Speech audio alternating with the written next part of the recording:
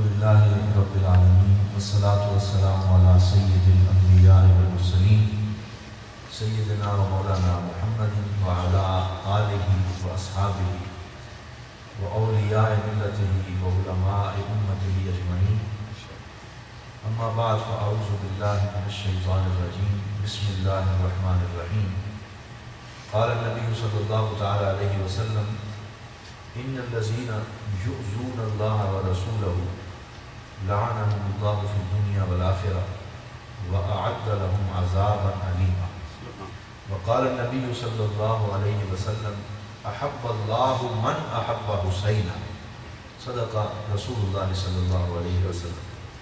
درود پاک پڑھیں الصلاۃ والسلام علیہ رسول اللہ وعلی آلہ وصحبہ یا الصلاۃ والسلام علیک یا سیدی یا شفیع المذنبین وعلی آلک واصحابک یا سیدی یا خاتم الانبیاء والمرسلین۔ حسین تیری ادا کا چشمہ دلوں کے دامن بھگو رہا ہے، حسین تیری ادا کا چشمہ دلوں کے دامن بھگو رہا ہے، یہ آسمان پر اداس بادل تیری محبت میں رو رہا ہے۔ حسین تیری ادا کا چشمہ دلوں کے دامن بھگو رہا ہے، یہ آسمان پر اداس بادل تیری محبت میں رو رہا ہے، اور صبا بھی گزرے جو کربلا سے تو اس سے کہتا ہے عرش والا، صبا بھی گزرے جو کربلا سے تو اس سے کہتا ہے عرش والا، تو اور دھیرے گزر یہاں سے کہ میرا شبیر سو رہا۔ محترم قبلہ شاہ صاحب نے میرے متعلق جو کچھ فرمایا میں اسے ان کا اپنے متعلق حسن ظن سمجھتا ہوں اور اپنے آپ کو کسی تعریف کے لائق نہیں سمجھتا۔ دعا کریں جس حسن ظن کا انہوں نے میرے متعلق اظہار فرمایا اللہ تعالیٰ مجھے اس پہ پورا اترنے کی توفیق عطا فرمائے۔ آمین۔ مختصر سا وقت ہے، مجھے احساس ہے آپ سارے لوگ جو ہیں وہ دن کے وقت وہ سارے کام میں مشغول رہتے ہیں اور اس وقت تھکے ہارے آرام کے لیے اپنے گھروں میں آتے ہیں، لیکن اس آرام میں سے جو وقت نکال کے آپ تشریف لائے ہیں یہ نہ سمجھیں کہ یہ وقت ضائع جائے گا، بلکہ یقین رکھیں کہ ذکر امام علی مقام میں آپ کا دیا ہوا وقت اور ایک ایک لمحہ انشاءاللہ اجر و ثواب کا باعث ہوگا۔ آپ بس تھوڑی دیر گفتگو سنیں اور اس کے بعد دعا کریں گے۔ دعا کریں اللہ تعالیٰ ہمیں عمل کی توفیق عطا فرمائے۔ تو میں عرض کر رہا ہوں کہ جو آپ ذکر کریں گے وہ ضائع نہیں جائے گا، وہ ہمیشہ حضور نبی رحمت صلی اللہ علیہ وسلم کا ذکر ہو، امام علی مقام کا ذکر ہو، اس میں خیر ہی خیر ہے۔ میں گزشتہ دنوں اپنے ایک دوست سے ذکر کر رہا تھا کہ ہمارا جو پیر خانہ ہے حضور پیر سیال رحمۃ اللہ تعالیٰ علیہ، میرے دادا مرشد حضرت خواجہ قمر الدین سیالوی رحمۃ اللہ تعالیٰ علیہ، آپ کا دور تھا اور آپ کا یہ معمول تھا کہ 10 محرم الحرام کو اپنے گھر کے اندر شربت جو ہے وہ میلاد پاک یہ محرم الحرام کا تقسیم فرماتے تھے۔ وہ سبیل لگتی، خود بیٹھتے اور بیٹھ کے جام بھر بھر کے اہل بیت کے غلاموں کو مولا حسین کا جام پلایا کرتے تھے، تقسیم کرتے تھے۔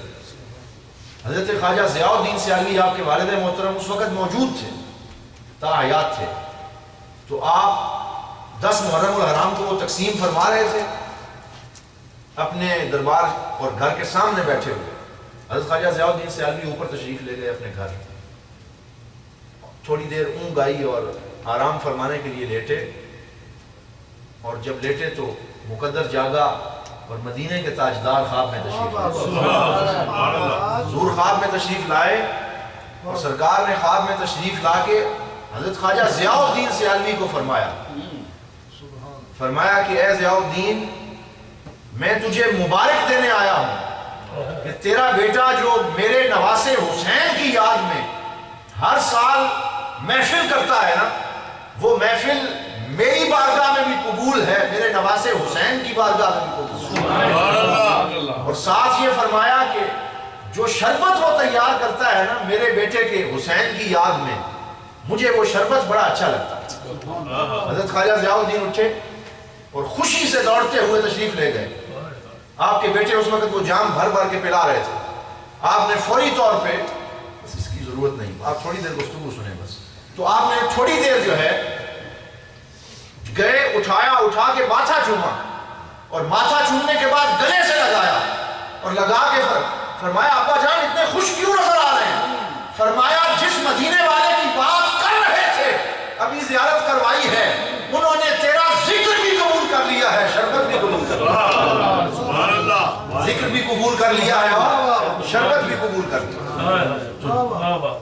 یہ میں چودھری فیاض صاحب کو مبارکباد پیش کروں گا کہ انہوں نے یہ موقع ہمیں دیا کہ ہم تھوڑی دیر بیٹھیں اور بیٹھ کے حضرت مولا حسین کا ذکر کریں اور اسی سنت پہ عمل کریں جس پہ ہمارے اسلاف چلتے آ رہے ہیں۔ دعا کریں کہ جو فیض اور قبولیت ان کو ملی ہے اللہ تعالیٰ مجھے اور آپ کو بھی عطا فرمائے، ہمیں بھی حضور کا دیدار نصیب ہو اور مولا حسین کی بارگاہ میں یہ قبولیت کا شرف نصیب ہو۔ حضرات محترم، مختصر سے وقت میں مجھے چودھری فیاض صاحب فرمانے لگے ٹیلی فون پہ کہ کیونکہ مختلف محافل جاری ہیں اور آپ لوگ بھی تقریباً تمام لوگ ہی شہادت کا واقعہ تو سن چکے ہیں، لیکن آپ کے بچپن کے چند واقعات حضرت امام علی مقام کے اس محفل میں مختصر سے وقت میں ہم ذکر کریں کہ وہ مولا حسین جن کے 56 سال کی عمر میں تو ہم نے سب نے سن لیا کہ کس طرح شہادت ہوئی اور کس طرح آپ نے اپنے نانا کے دین کی آبیاری کے لیے اپنے خون کا آخری قطرہ تک بہا کے علی اصغر جیسے چھوٹے بیٹے کو بھی آپ کی بارگاہ میں پیش کر دیا۔ لیکن آپ کی ابتدائی زندگی کیسی تھی؟ آپ حضرات سنتے رہتے ہیں، چند احادیث پاک پیش کرتا ہوں۔ سب سے پہلے ایک حدیث جس کو امام حاکم نے اپنی کتاب المستدرک علی الصحیحین میں ذکر فرمایا۔ یہ المستدرک علی الصحیحین وہ احادیث ہیں جن کو امام بخاری اور امام مسلم، یہ قرآن کے بعد ان دونوں کتابوں کا درجہ حدیث میں آتا ہے، اصح الکتب بعد کتاب اللہ، ایک بخاری اور ایک مسلم۔ تو جو حدیثیں بخاری اور مسلم کی شرط کے مطابق تھیں لیکن آپ نے بخاری اور مسلم نے ذکر نہیں فرمائی، امام حاکم جو آپ کے شاگردوں میں جن کا شمار ہوتا ہے وہ بعد میں آئے اور انہوں نے بخاری اور مسلم کی شرط پہ جتنی صحیح حدیثیں تھیں ان کو مستدرک نامی کتاب میں جمع کیا، اور اس کے اندر جتنی احادیث ہیں ساری کی ساری درجہ صحت کو پہنچی ہوئی ہیں۔ یہ میں بیان کرنے کے بعد وہ حدیث بیان کرتا ہوں جو امام مستدرک نے ذکر کیا۔ حدیث کیا ہے؟ فرماتے ہیں سرکار دو عالم صلی اللہ علیہ وسلم نے ایک دن اپنے غلاموں کو ارشاد فرمایا اے میرے غلاموں، یاد رکھو اہل بیتی کا سفینۃ نوح، من راکبہا نجا ومن تخلف عنہا غرق۔ فرمایا یاد رکھنا میری اہل بیت جو میرے گھر والے ہیں وہ نوح علیہ السلام کی کشتی کی طرح ہے۔ یہ حدیث پاک کیا فرمایا؟ وہ حضرت نوح کی کشتی کی طرح ہے۔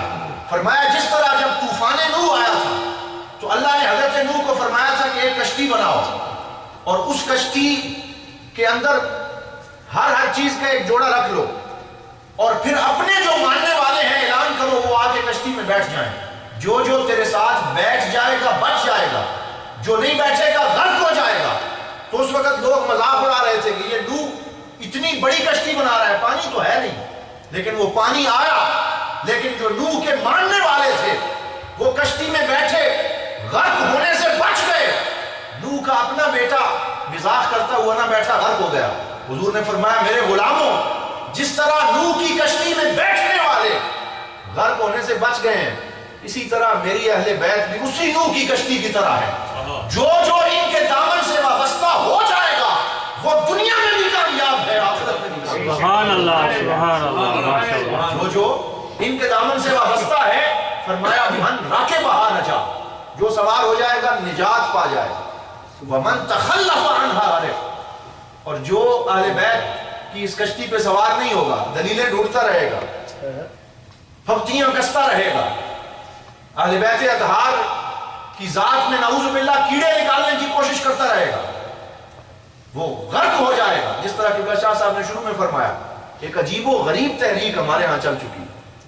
ہمارے جو بزرگ ہیں، جو اسلاف ہیں، خاص طور پہ اہل بیت، ان کی ذات میں تشکیک پیدا کرنے کی کوششیں ہو رہی ہیں، شک پیدا کرنے کی۔ ذکر وہ مٹا تو سکتے نہیں ہیں، لیکن وہ ان بڑی ذاتوں کو مشکوک بنانا چاہتے ہیں۔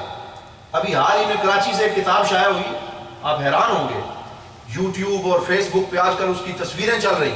کتاب کا پتہ نام کیا ہے؟ ظالموں نے ایک ظالم میں اسے کہوں گا اٹھا اور اس نے کتاب لکھی سیدنا یزید رحمۃ اللہ تعالی علیہ، اور اس کے اندر منقبت یزید کی لکھ رہا ہے۔ میں نے شروع میں قرآن کی آیت پڑھی ہے، ان الذین یؤذون اللہ ورسولہ، یہ قرآن کہتا ہے جو اللہ اور اس کے رسول کو اذیت دیتے ہیں نا، فرمایا لعنہم اللہ فی الدنیا والآخرہ، اللہ تعالیٰ دنیا میں بھی ان پہ لعنت کرتا ہے اور آخرت میں بھی ان پہ لعنت کرتا ہے، وَأَعَدَّ لَهُمْ عَذَابًا عَلِيمًا، ان کے لیے دردناک عذاب تیار کر رکھا ہے۔ اب آپ مجھے یہ بتائیں کہ اس سے بڑی بھی حضور کو کوئی اذیت ہو سکتی ہے کہ وہ نواسا جس کو سرکار اپنی زبان چسائیں، وہ نواسا جس کو کندھے پہ بٹھائیں، وہ نواسا جس کو اپنی زلفیں تھما کے اس کی لگام جو ہے وہ بنائیں، وہ نواسا جس کو کہیں کہ یا اللہ میں اس سے پیار کرتا ہوں تو بھی اس سے پیار کر، وہ نواسا جس کے متعلق کہیں جو اس سے پیار کرے اللہ اس سے پیار کرتا ہے۔ آج کوئی اٹھے اور اس نواسے کے حلقوم پہ چھری پھیرنے والے کو سیدنا یزید کہے تو کیا ہم غلاموں کا خون نہیں کھولے گا؟ یہ بدبختیاں ہو رہی ہیں اور ہمارا یہ فرض بنتا ہے۔ میں اسی حوالے سے ایک بات کرنا چاہتا ہوں، حضور نے کیا فرمایا کہ سفینہ نوح کی طرح ہے میری اہل بیت، جو سوار ہو گیا بچ گیا۔ تو یہ جتنے لوگ ہیں بدبخت ہیں اس اہل بیت کی اس عظیم کشتی پہ سوار ہونے سے پیچھے رہ رہے ہیں، لیکن امت کو گمراہ کرنے کی کوششیں ہو رہی ہیں۔ تو اس لیے یہ ہماری اور آپ کی ڈیوٹی بنتی ہے، اپنی اولادوں کو، اپنی نسلوں کو اہل بیت کا غلام بنانے کی کوشش کریں۔ الحمدللہ ہم تو غلام ہیں ہی، لیکن جس طرح چودھری فیاض صاحب نے کیا ہے اس کو عام نہ سمجھیں۔ جو اپنے گھر کے اندر ذکر، بے شک آپ گھر والے سارے بیٹھ جائیں، کوئی سیرت کی کتاب اٹھا لیں اور اس میں سے امام علی مقام اور سادات کا ذکر پاک کریں، آپ دیکھیں گے گھر میں بھی برکتیں ہوں گی، رزق میں بھی برکتیں ہوں گی، کیونکہ جو اہل بیت کا ذکر کرتا ہے نجات پاتا ہے، جو پیچھے ہٹتا ہے وہ اس دنیا میں بھی ناکام ہے آخرت میں۔ میں ایک مثال دیتا ہوں، علامہ ارشد القادری نے اپنی کتاب زلف و زنجیر کے اندر اس روایت کو ذکر کیا، اور اس سے پہلے السوائق محرقہ میں بھی یہ روایت موجود ہے۔ کہتے ہیں بغداد کے اندر، یہ تو امام علی مقام کا ذکر تو بہت اونچی چیز ہے نا، سادات کا ایک چھوٹا سا بچہ بھی ہو نا، مجھے اپنے حضور ضیاء الامت رحمۃ اللہ تعالیٰ علیہ آپ کی سیرت یاد ہے۔ حافظ آباد تشریف لے گئے حضور ایک دفعہ، حافظ آباد سید شبیر حسین شاہ صاحب حافظ آبادی، ان کے گھر حضور ضیاء الامت تشریف لے گئے۔ اب سادات کا احترام دیکھیں، اتنا بڑا عالم، شریعت کورٹ کا جسٹس، تفسیر ضیاء القرآن کی 5 جلدوں کا مؤلف، حضور کی سیرت ضیاء النبی 7 جلدوں میں مرتب کرنے والا، الازہر سے فارغ التحصیل عالم دین، جب سید شبیر حسین شاہ صاحب حافظ آبادی کے گھر ملنے کے لیے گئے، وہ بیمار تھے، حافظ آبادی صاحب نے خود مجھے یہ واقعہ سنایا، اللہ ان کی قبر پہ رحمت نازل کرے، مجھے یہ واقعہ سنایا، کہنے لگے کہ میرے گھر تشریف لائے مجھے پوچھنے کے لیے، ہم نے چائے پیش کی، آپ بیٹھے تھے، میں آپ کی طرف منہ کر کے بیٹھا تھا، آپ کا منہ دروازے کی طرف تھا، تھوڑی دیر گزرتی پیر صاحب کھڑے ہو جاتے، پھر بیٹھ جاتے، پھر کھڑے ہو جاتے، میں پیچھے دیکھتا کہ آپ کیوں کھڑے ہو رہے ہیں؟ آخر میں نے پوچھ لیا کہ آپ بار بار کھڑے کیوں ہو رہے ہیں؟ فرمایا کہ آپ کی چھوٹی بیٹی شاہ صاحب سید زادی دروازے سے گزرتی ہے، اس کے احترام میں کھڑا ہو، سید زادی گزرتی ہے، چھوٹی سی بچی حافظ آبادی صاحب وہ سید تھے، فرمایا اس کے احترام میں کھڑا ہوتا۔ تو جنہوں نے احترام کیا ہے انہی نے مقام پایا، جنہوں نے سادات کے ٹوڑے کھائے ہیں اور جنہوں نے سادات کے نام کو چوما ہے، اللہ نے انہی کے نام کو پھر ضیاء الامت بنایا۔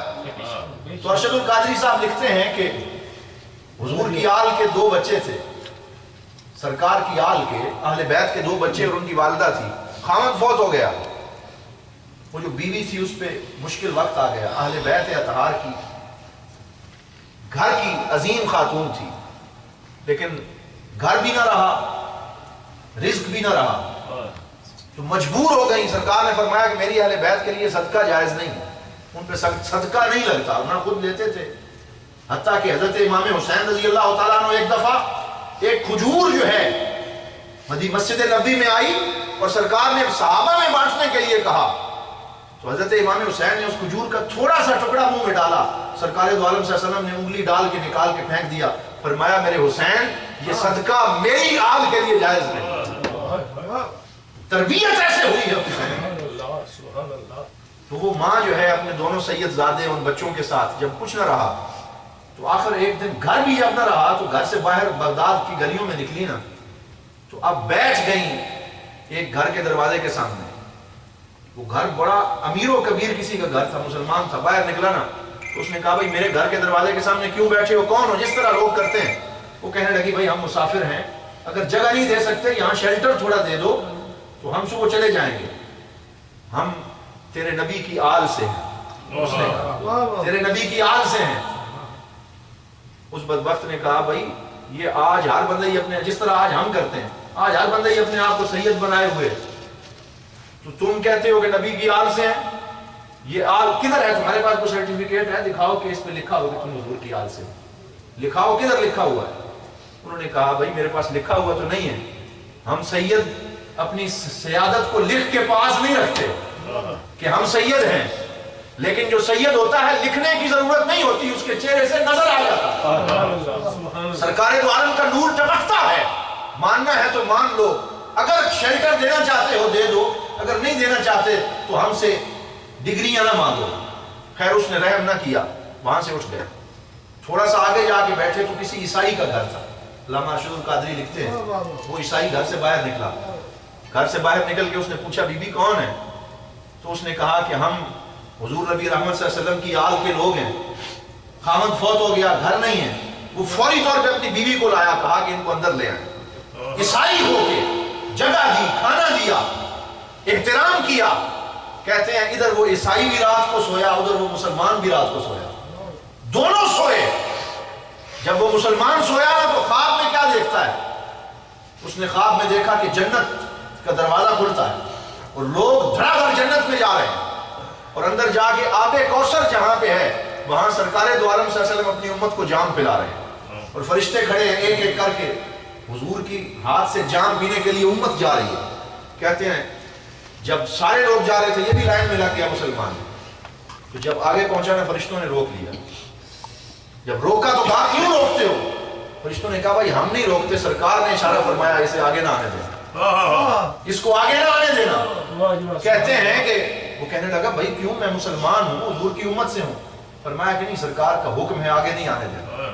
حضور نے توجہ فرمائی، فرشتوں کو کہا بھائی اس سے پوچھو اگر یہ کہتا ہے کہ میری امت کا ہے، اس کے پاس کوئی سرٹیفکیٹ ہے کہ یہ میری امت کا ہے؟ میری آل سے تو پوچھ رہا تھا کہ سرٹیفکیٹ دکھاؤ کہ کہاں لکھا ہے کہ میری آل ہے، اس سے پوچھو کہ تمہارے پاس کوئی سرٹیفکیٹ ہے کہ میری امت کے۔ یہ خواب دیکھا، صبح جب اٹھا دوڑتا ہوا، ڈھونڈتا ہوا، روتا ہوا، تلاش کرتا ہوا کہ وہ آل کے لوگ کہاں ہیں، وہاں چلا گیا۔ کہتا ہے پتہ چلا کہ وہ تو اس عیسائی کے گھر ہے۔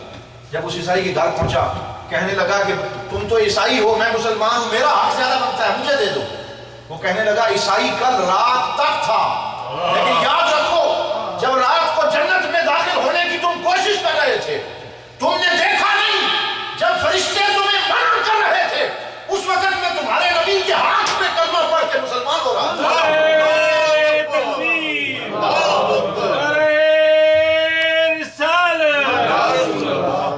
فرمایا کہ تم نے دیکھا نہیں، اس وقت سرکار نے میرے اوپر کرم فرمایا، فرمایا تو نے میری آل کا احترام کیا، میں محمد خود تمہیں کلمہ پڑھانے آیا۔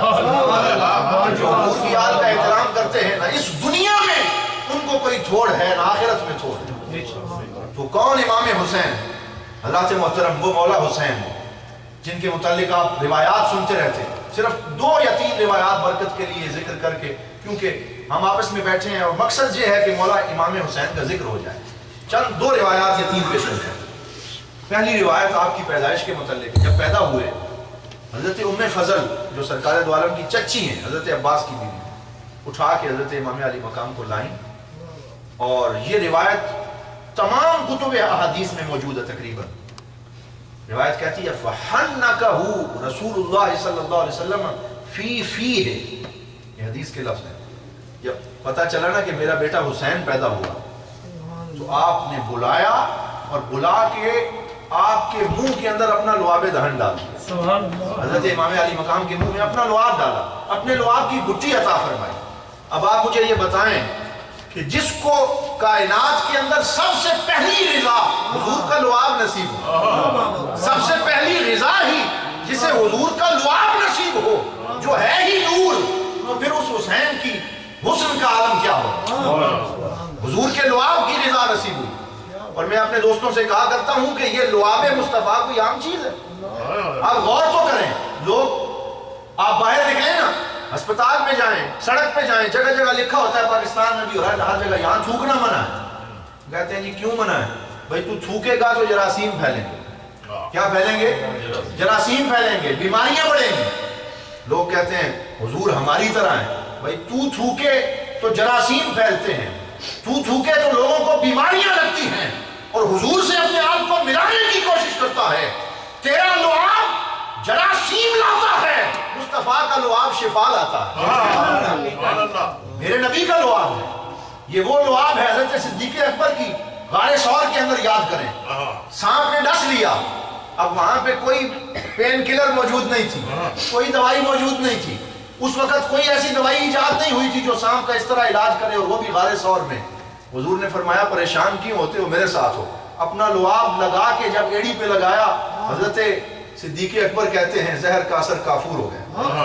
یہ وہ لعاب ہے کہ جب سرکار دو عالم صلی اللہ علیہ وسلم حضرت قتادہ کی آنکھ نکل جاتی ہے, سرکار فرماتے ہیں قتادہ آنکھ چاہیے یا جنت چاہیے؟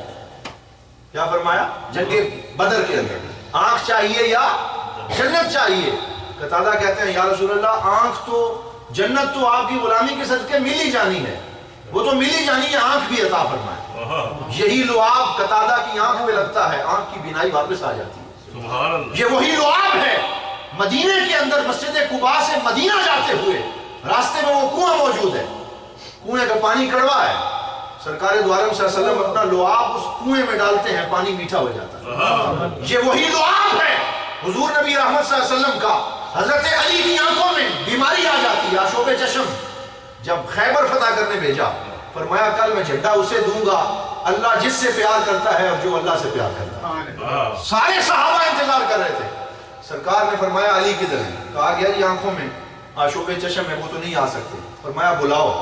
بلا کے اپنا یہی لعاب ڈالا, علی کی آنکھیں ٹھیک ہو. یہی وہ لعاب ہے جو سرکار دو عالم صلی اللہ علیہ وسلم کو حضرت امام حسین کو سب سے پہلے بطور رضا دے رہے ہیں, پہلی رضا دی.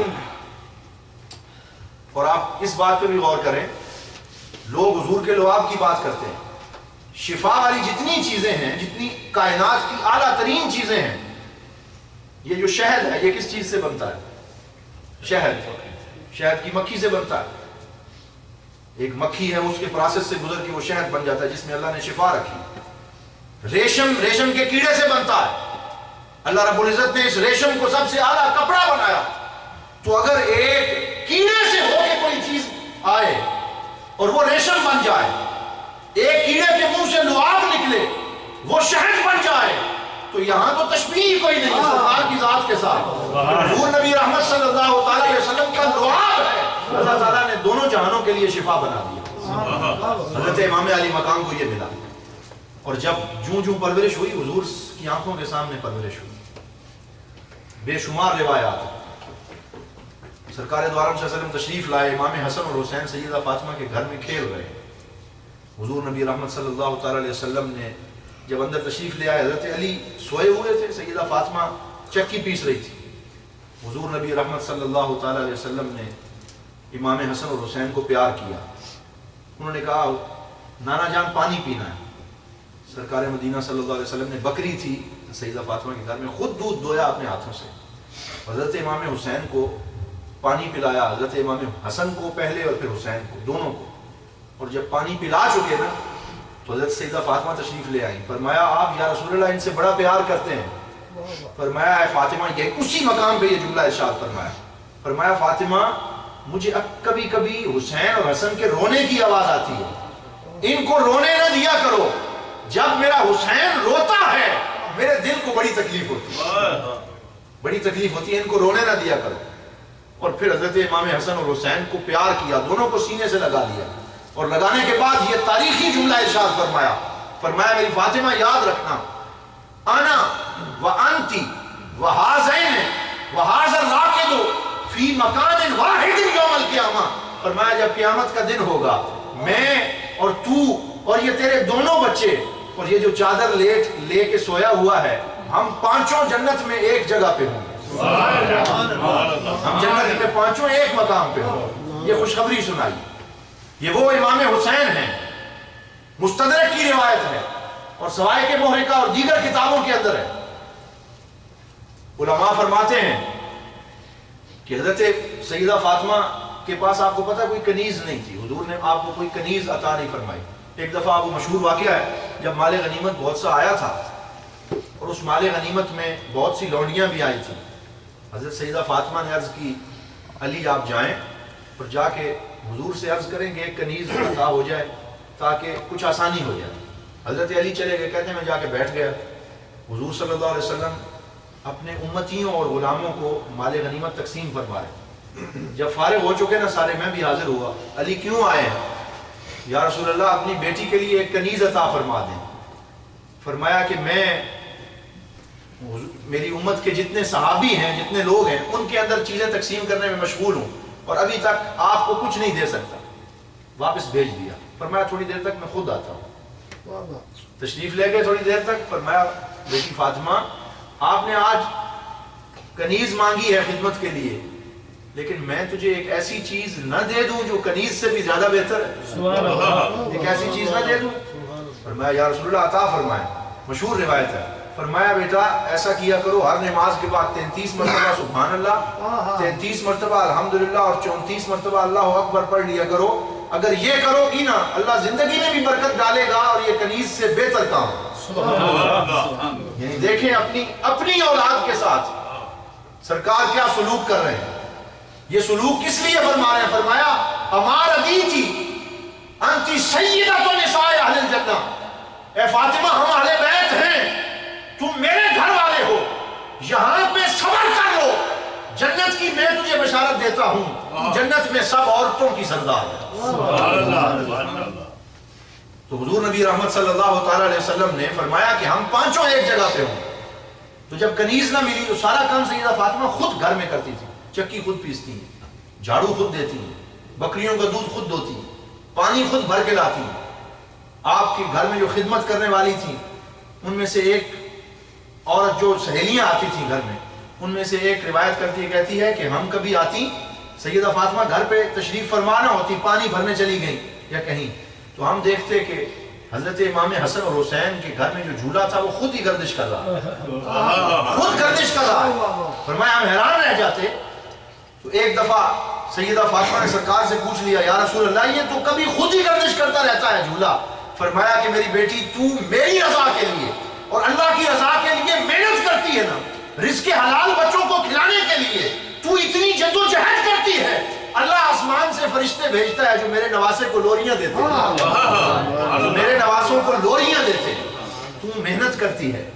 اسی طرح حضرت جبرائیل علیہ السلام خود تشریف لایا کرتے نواسوں اور حضرت امام حسین و حسن کی ان کے دل کو راضی کرنے کے لیے۔ اور یہ بھی روایت ہے کہ سرکار دو عالم نے ایک دفعہ فرمایا چلو حسن اور حسین دونوں کشتی کرو، یعنی وہ ان کو خوش کرنے کے لیے دیکھتے ہیں کون زیادہ طاقتور ہے۔ حضرت امام حسن اور حسین دونوں آپس میں کشتی کرنے لگے جیسے بچے کھیلتے ہیں، اور حضور دیکھ رہے ہیں، خوش ہو رہے ہیں۔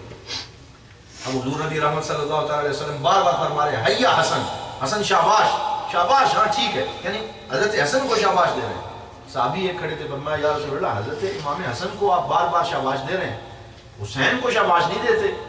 فرمایا کہ حسن کو میں شاباش دے رہا ہوں اور آسمان سے جبرائیل بھی یہاں ہیں جو کہہ رہے ہیں حیا حسین، حسین تجھے شاباش، حسن کو میں شاباش دے رہا ہوں، حسین کو جبرائیل شاباش دے رہا ہے۔ سبحان اللہ۔ یہ مقام ہے حضرت امام حسن و حسین کا، یہ مقام ہے اہل بیت اطہار کے عظیم نوجوانوں کا کہ جنہوں نے اپنی سیرت کو اور اپنی صورت کو اور اپنا سب کچھ سرکار دو عالم صلی اللہ تعالی علیہ وسلم کے دین کے لیے قربان کر دیا۔ ابھی آج وقت نہیں کہ تفصیلی گفتگو کریں، آخری روایت بیان کرتا ہوں اور اسی پہ اکتفا کرتا ہوں۔ دعا کریں اللہ تعالیٰ اہل بیت اطہار کا ذکر اور ان کی محبت نصیب فرمائے۔ لیکن یہ بات یاد رکھیں یہ جو آج کل ہمارے ہاں سلسلہ چل نکلا ہے نا کہ ایک گروپ نے اہل بیت کا جھنڈا اٹھا لیا اور ایک نے صحابہ کا، اپنی اولاد کو یہ خمیر میں ڈال دیں، یہ بات ان کو یاد کروا دیں کہ ہم صحابہ کے بھی غلام ہیں، اہل بیت کے بھی غلام ہیں، کیونکہ حضرت امام حسن نے ہمیں درس ہی یہ دیا، حضرت امام حسین نے درس ہی یہ دیا، یہ درس دیا۔ وہ روایت آپ نے سن رکھی ہے، حضرت عمر فاروق رضی اللہ تعالیٰ عنہ امیر المومنین ہیں، آپ کے بیٹے حضرت عبداللہ ابن عمر مشہور صحابی بھی ہیں، تابعی بھی ہیں۔ حضرت عبداللہ ابن عمر رضی اللہ تعالیٰ عنہ باہر تشریف لے گئے، ابھی جوان ہی تھے اس وقت، تو حضرت امام حسن اور حسین کھیل رہے تھے، اس وقت آپ کی بھی عمر کافی ہو چکی تھی، آپس میں گفتگو بھی کر رہے تھے، تو باتوں باتوں میں حضرت عبداللہ ابن عمر کو حضرت امام حسین نے کہہ دیا، کوئی کلام ہوا نا، تو کہہ دیا بھائی آپ ہم سے بات نہ کریں، آپ تو ہماری گھر والوں کے غلام کے بیٹے، میرے نانا کے غلام کے بیٹے۔ یہ بات جب کی نا تو آپ کو تھوڑا غصہ آیا، جا کے کہا ابا جان آپ امیر المومنین ہیں اور آج حسین نے مجھے یہ کہہ دیا ہے کہ آپ تو میرے نانا کے غلام کے بیٹے، رسپیکٹ نہیں دی آپ کو۔ جب یہ بات کہی نا کہا دوبارہ واقعہ سنا، فرمایا ذرا دوبارہ سنا، جب دوبارہ سنایا نا کہا کیا کہا حسین نے؟ فرمایا کہ انہوں نے کہا ہے کہ یہ تو میرے نانا کے غلام کے بیٹے ہیں، آپ میرے ساتھ بات نہ کریں، تو آپ تو بادشاہ ہیں، امیر المومنین ہیں، آپ کو ایسا کہا۔